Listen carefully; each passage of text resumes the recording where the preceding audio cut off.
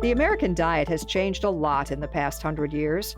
As our portion sizes grow, the number of whole foods we consume continues to go down. In fact, nearly everything we eat today is processed in some way. But contrary to what you may think, Dr. Philippa Jewell says processed foods aren't the main problem. Processed foods are relatively simple foods such as canned vegetables or canned fish or smoked fish, etc., artisanal cheeses and artisanal bread. And there doesn't seem to be any concern about eating these types of foods, but the concern is really the ultra-processed foods. Jewell's a postdoctoral fellow at New York University, and the bulk of her research is focused on ultra-processed foods. So ultra-processed foods are foods that have gone through several stages of processing and usually contain very little whole foods. So they're primarily based on starches and fats and sweeteners, often contain different additives such as emulsifiers or food dyes or flavors, etc. So things that you wouldn't find in your kitchen, that you wouldn't cook with at home. They're convenient, often ready to eat, or require a few minutes in the microwave.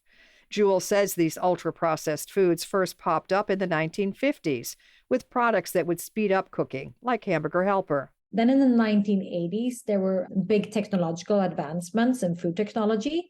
So that's really when, we started creating this huge variety of highly processed foods that we haven't really had before.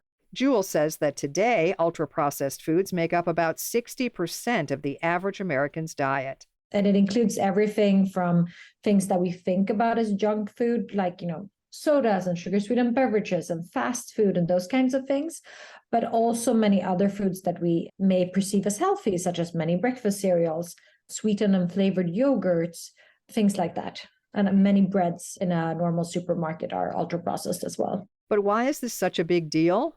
Jewell says foods that have been ultra-processed are nutritionally unbalanced. They're higher in calories, they're higher in saturated fats, they're higher in added sugar, they're lower in fiber, they're lower in protein, and they're lower in most micronutrients.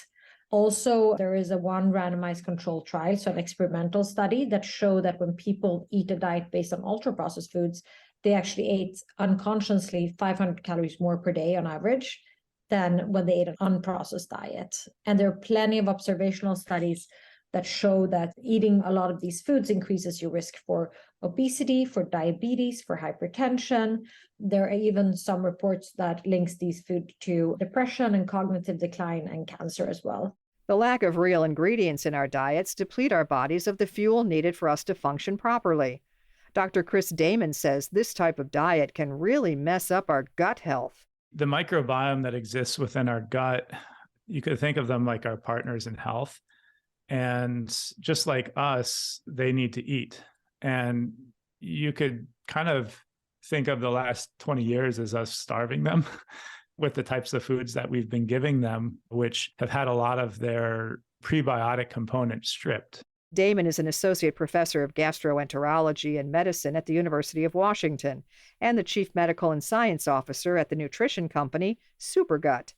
He explains that prebiotics are essentially food for the microbes in our gut and often come from fiber, but that's not the only source. We've learned recently that certain types of functional fats also support a healthy microbiome.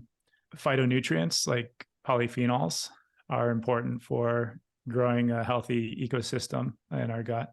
Polyphenols are compounds found in many plant foods, such as nuts and berries. And then lastly, fermentation products from fermented foods are also supportive. Damon refers to functional fats, fermented foods, fiber, and polyphenols as the 4 phonetic F's of food. These are the components that are needed to build a strong gut microbiome. But what exactly are they feeding? You may be familiar with the term probiotics as a supplement pill you can pick up at the grocery store, but these are living bacteria present in our gut. These are bacteria that are normally present in food, largely, not exclusively.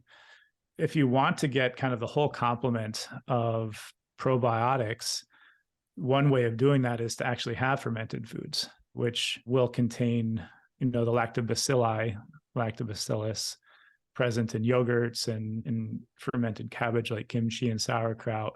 The process of fermentation has been used for centuries to help preserve food. It's an added benefit that the method also enhanced the food's nutritional qualities. Unfortunately, with the rise of ultra-processing, our diets have become deficient in many of these necessary nutrients. In 2021, Jewell published a study in the American Journal of Clinical Nutrition that looks at the dietary habits of Americans from 2001 to 2018. She found that our consumption of ultra-processed foods increased, while our rates of eating minimally processed foods has declined. When I looked at these trends across demographic groups, basically we saw the same trends in all age groups, in all income groups. In terms of education, there was an increase in all groups except for college-educated Americans, where there was a slightly lower increase.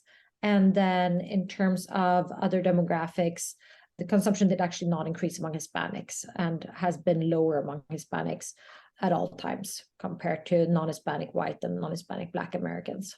And as we continue to eat more and more ultra-processed foods, we're losing key nutrients needed for our health.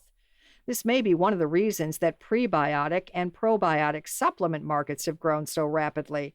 And though buying these products may seem like the perfect solution, Damon says it can be hard to trust what you're getting. One of the challenges with probiotics, though, is the specificity of the strains. And so one lactobacillus may not be another lactobacillus.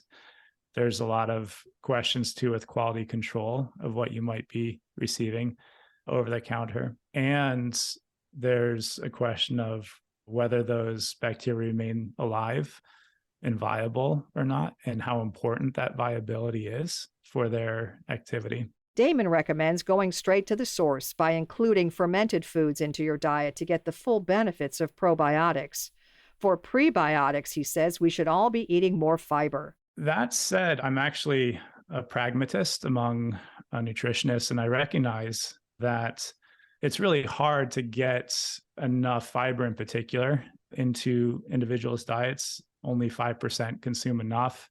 Most people consume about 15 grams, and it's recommended to consume on the order of about 30 grams. He says it may be easier to get viable prebiotic supplements because they're not alive, like probiotics. However, the FDA doesn't approve dietary supplements for safety and effectiveness, so you'll be taking a gamble with whichever product you buy. If you do decide to purchase supplements, Damon advises to buy the products that have scientific evidence backing up their claims.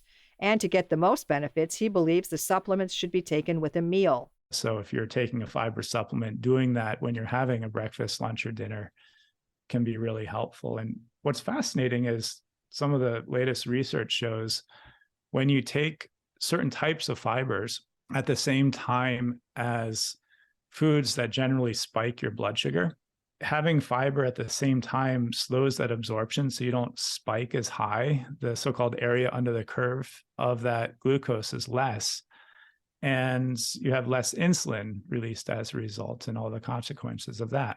You can find more information about Dr. Chris Damon, Dr. Philippa Jewell, and all of our guests on our website, radiohealthjournal.org. Our writer-producer is Kristen Farah. Our production manager is Jason Dickey. I'm Nancy Benson. This segment is brought to you by the Capital One Venture X Card. Earn 10 X miles on hotels and rental cars and 5 X miles on flights when you book through Capital One Travel, plus 2 X miles on all other purchases. Capital One, what's in your wallet? Terms apply. See CapitalOne.com for details.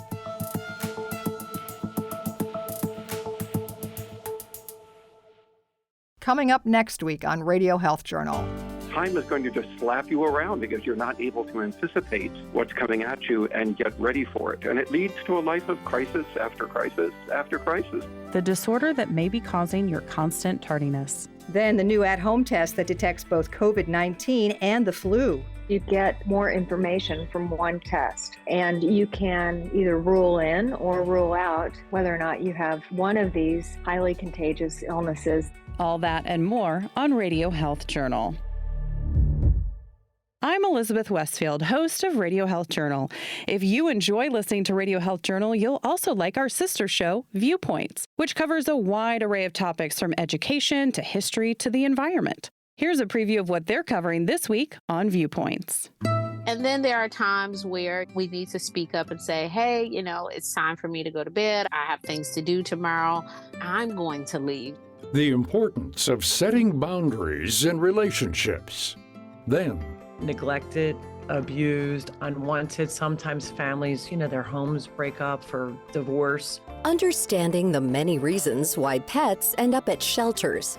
I'm Marty Peterson. And I'm Gary Price. These stories in depth this week on your public affairs magazine, Viewpoints. Listen to Viewpoints on your favorite radio station, iTunes, and Stitcher. And that's Radio Health Journal for this week.